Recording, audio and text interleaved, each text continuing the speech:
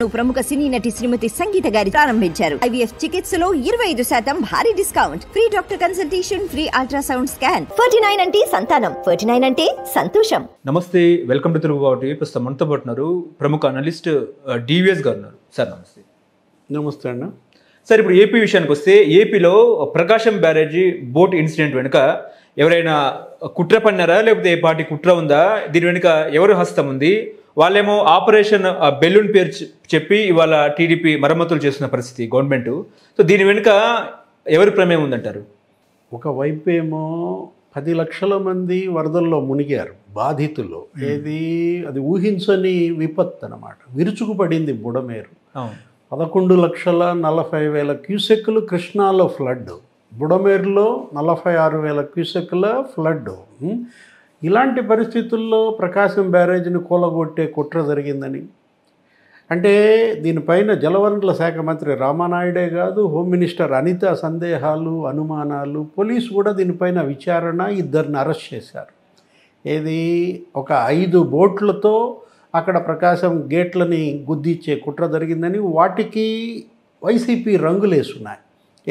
ఆ బోట్లకి అనేక అనుమానాలు. ఇప్పుడు పరస్పర ఆరోపణలు చేసుకుంటున్నారు. వాళ్ళు తెలుగుదేశం వాళ్ళని వైసీపీ ఆరోపిస్తోంది, వీళ్ళు వైసీపీ వాళ్ళని తెలుగుదేశం ఆరోపిస్తోంది. ఫోటోలు కూడా రిలీజ్ చేస్తున్నారు.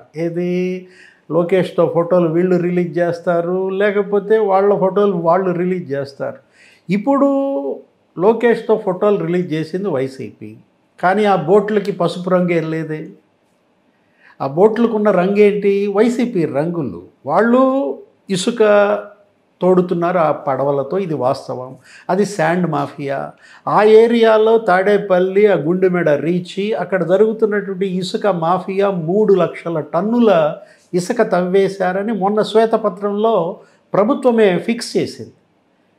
అంటే ఇది శాండ్ మాఫియా పడవలవి. మనం చూసాం, వాళ్ళు నందిగం సురేష్ అనుచరులు అంటున్నారు, తలసల రఘురాం చుట్టం అంటారు ఒకళ్ళు. సరే, వీళ్ళ ఆరోపణలు మనం విన్నాం. కోమటి జయరామ్ చుట్టం అని వీళ్ళు అంటారు వైసీపీ వాళ్ళు. ఏదైనా ఇది మహా కుట్రగా గనక ఇవాళ దర్యాప్తులో తేలితే క్షమించకూడదు. ప్రకాశం బ్యారేజ్ని ధ్వంసం చేయటం అంటే 3 జిల్లాలు ముంచేసే కుట్ర అన్నమాట. 2 లక్షల మంది చనిపోయే ప్రమాదం ఉండేది అదే గనక జరుగుంటే. మనం చూసాం 67, 68, 69, 70 గేట్లకి పదే ఈ బోట్లు వచ్చి ఆ వరద ఉధృతిలో దబా కొడుతుంటే కౌంటర్ వెయిట్లు ఊడిపడ్డాయి. అసలు అక్కడ 10 గేట్లకి ఎడమవైపు 4 గేట్లు, కుడివైపు 6 గేట్లు, 10 స్లూయిస్ గేట్లు ఉంటాయి. 10 స్లూయిస్ గేట్లను కలిపి ఉంచే చైన్ మిస్ అయింది.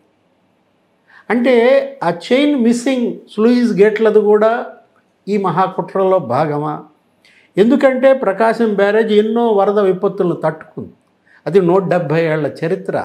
ప్రకాశం బ్యారేజ్ పాత ఆనకట్ట 100 ఏళ్ళు ఉంటే ఇప్పుడు కొత్త ఆనకట్ట 70 ఏళ్ళుగా ఉందన్నమాట. నిజం చెప్పాలంటే ప్రకాశం గారే కాపాడారు. ఈ విపత్తు నుంచి ఒక రకంగా చెప్పాలంటే టంగుటూరి ప్రకాశం గారి పేరు పెట్టినందుకు ఆ బ్యారేజీకి ఆ మహానుభావుడే కాపాడినట్లు లెక్క. లేకపోతే ఏమయ్యేది? 3 జిల్లాలని ముంచెత్తేది వరద.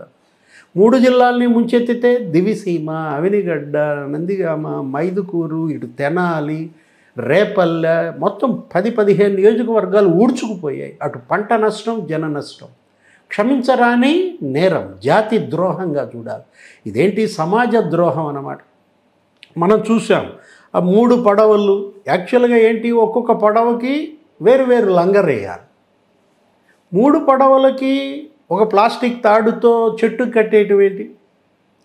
వీళ్ళని అరెస్ట్ చేశారు. ఎవరో ఉషాద్రి అనే అతన్ని, రామ్మోహన్ అనే అతన్ని. వీళ్ళు పాత్రధారులు మాత్రమే, ఇక సూత్రధారులు ఉన్నారంటున్నారు. మరి తలసల రఘురామ, లేకపోతే నందిగం సురేష, వీటన్నిటిపైన కూడా పోలీసు విచారణలో కానీ నిజాలు బయటికి రావు. ఇలాంటిది అసలు మనం గతంలో ఎప్పుడూ చూడలేదు. అంటే ఈ లంపెన్ గ్యాంగ్స్ ప్రభుత్వాన్ని అస్థిరపరిచే కుట్రగా చూడాలా, చికాకు పరిచే కుట్రగా చూడాలా? ఒకవైపేమో ముఖ్యమంత్రి, మంత్రులు, ఐఏఎస్లు, ఐపీఎస్లు అందరూ రోడ్ల మీద వరదల్లో ఆ బాధితుల సేవా కార్యక్రమాల్లో ఉంటే, ఈ విధమైనటువంటి విధ్వంసానికి కుట్రలు చేస్తున్నారంటే ఇది క్షమించకూడదు అనమాట. అంటే ఆ బోట్ వచ్చి సడన్ గా ఢీ కొట్టారా ప్రకాశం బ్యారేజీ గేట్ని? సడన్ గా ఢీ కొట్టారా? సడన్గా ఢీ కొట్టడం కాదు, అక్కడ బోట్లు వచ్చి బ్యారేజీకి ఢీ కొనడం, పదే పదే ఈ 11,43,000 క్యూసెక్ల వరద ఉధృతితో దబా దబా గేట్లను గుద్దుతాయి.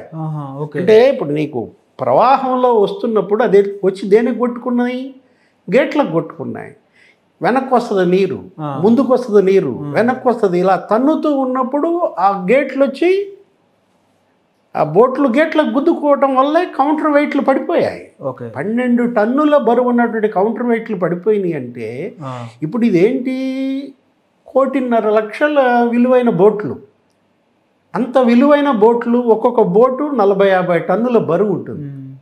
అంటే 120 టన్నుల బరువు ఉన్నటువంటి బోట్లు అలా గుద్దుకుంటుంటే ఏముంది పడిపోక. ఇప్పుడు ఆ గేట్లు గనక ఆ 4 గేట్లు 67, 68, 69, 70 ఊడిపోతే 10 గేట్లు ఇప్పుడు ఇందాక మనం చెప్పుకున్నది ఏది స్లూయిస్ గేట్లు, ఆ చైన్ కనుక ఇది కాకుండా మిస్ అయిందంటే ఆ 10 గేట్లు తెరిస్తే ఒక్కొక్క గేట్ నుంచి 20,000 క్యూసెక్లు కొట్టుంది. 10 గేట్ల నుంచి 2,00,000 క్యూసెక్లు ముంచెత్తేదనమాట. ఏది ఆ గ్రామాలు మొత్తాన్ని అటు కృష్ణ, ఇటు గుంటూరు, ప్రకాశం జిల్లాలు ఊడ్చుకుపోయాయి. ఇప్పుడు కరకట్ట బారున ఏం చేశారు, ఇప్పుడు గొట్టిపాటి రవికుమారు, అనగాని సత్యప్రసాద్ ఎవరి కరకట్టాళ్ళు కాచుకుంటారు. జేసీబీలు పెట్టారు, ప్రజలు, రైతులు 100 మంది కరకట్టకి గండ్లు పడకుండా కాచుకున్నారనమాట. లేకపోతే ఎప్పుడు కట్ట తెగినా నీకేమవుతుంది, మొత్తం ముంపు, అటు పంట నష్టం జరుగుద్ది, ఇటు ప్రాణ నష్టం జరుగుతుంది, ఆస్తి నష్టం కూడా జరుగుతుంది. ఇలాంటి ఉపద్రవం, ఈ విధమైనటువంటి కుట్రలు మనం గతంలో ఎప్పుడూ చూడలేదు. ఏదన్నా విపత్తు వస్తే పార్టీలకు అతీతంగా, రాజకీయాలకు అతీతంగా బాధితుల సేవల్లో పాల్గొంటారు. కానీ ఇక్కడేం జరుగుతోంది, ఇప్పుడు ఆంధ్రప్రదేశ్లో ఈ 5 ఏళ్లలో కొత్త రాజకీయం ప్రారంభమైంది. ఏది, ఇదొక విధ్వంస రాజకీయం అన్నమాట, కుట్రల రాజకీయం ప్రారంభమైంది. ఏ ప్రభుత్వం ఉంటే దాన్ని ప్రభుత్వంగా చూడాలి కానీ పార్టీగా చూడకూడదు. ఇవాళ ప్రభుత్వానికి సహకరించటం ప్రతిపక్షాలన్నిటి బాధ్యత, అంతే తప్ప విపత్తు వచ్చినప్పుడు మీరు రాజకీయం, ఇంకా ఎన్నికలకు ఎన్ని ఏళ్ళు ఉంది, 4.5 ఏళ్ళు ఇంకా ఎన్నికలకు టైం ఉన్నప్పుడు అప్పుడు చేసుకోవాలి రాజకీయం. నిన్నగాక మొన్న వచ్చినటువంటి ప్రభుత్వం 3 నెలలు కాలేదే ఈ ప్రభుత్వం ఇన్ని కుట్రలు చేస్తున్నారంటే, ఒకవైపు ఏమంటున్నారు, టార్గెట్ లోకేష్గా కుట్రలు ఆయన మంత్రిత్వ శాఖలో అంటున్నారు. ఏంటి, వరుసపెట్టి వెల్ఫేర్ హాస్టల్లో food pollution, BC, SC, ST హాస్టల్స్లో ఫుడ్ పొల్యూషన్తో వాళ్ళంతా పిల్లలు ఆసుపత్రిలో చేరుతున్నారు. అక్కడెక్కడ 1,100 మంది పిల్లలు హాస్పిటలైజ్ అయ్యారు. ఏది, ఒక నూజివీడు IIIT ఫుడ్ పొల్యూషన్, కాంట్రాక్టర్ల మీద క్రిమినల్ కేసులు పెట్టారు. కానీ అది కుట్ర అంటున్నారు. అది గుడ్లవల్లేరు ఇంజనీరింగ్ కాలేజీలో అదొక కుట్ర అంటున్నారు. ఏంటి, ఆ సీసీ కెమెరాలు లేకపోయినా కూడా అక్కడ షవర్ బాత్రూముల్లో కెమెరాలు పెట్టారని, వాళ్ళల్లో 300 వీడియోలని, అక్కడ చదువుకునే ఆడపిల్లలను అంత ఆందోళనకు గురి చేశారే, తల్లిదండ్రులకు గురి చేశారే ఆందోళనకి. ఇది దుర్రాజకీయం. ఇది నీచ రాజకీయం అన్నమాట. ఇది కనుక నిజంగా కుట్రలు అయితే క్షమించరాదు వీళ్ళని. ఏ స్థాయి వాళ్ళైనా సరే దీన్ని దేశద్రోహ చట్టం కింద వాళ్ళని అరెస్ట్ చేయాలి, కఠినంగా శిక్షించాలి. ఇది నేషనల్ సెక్యూరిటీ యాక్ట్ కిందకు వస్తుంది. ఇది గనక వాస్తవమని తేలితే మాత్రం ఇది కేంద్ర రాష్ట్ర ప్రభుత్వాలు దోషులపైన కఠినంగా శిక్షించాలి.